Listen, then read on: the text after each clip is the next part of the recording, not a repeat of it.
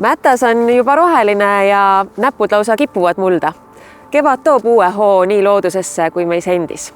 Tallinna Ülikooli Hiina uuringute nooremteadur Karel Jõeleht, miks on just kevad uue alguse sümbol? Kevade saabumine on alati olnud märk uuesti sünnist. Loodus ärkab, päevad muutuvad pikemaks ja silmapiili tervendavad uued võimalused. See on aeg, mil vana saab jätta selja taha.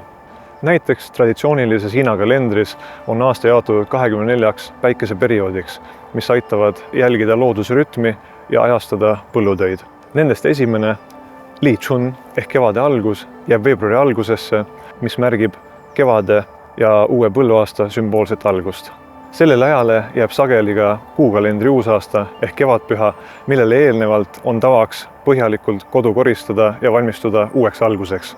Kevad on hetk, mil maailm justkui hingab uuesti sisse. Kõik ärkab, liigub ja kasvab valguse poole. Olgu see meeldetuletus, et kasvamine saab alguse millestki, mis on valmis kasvama.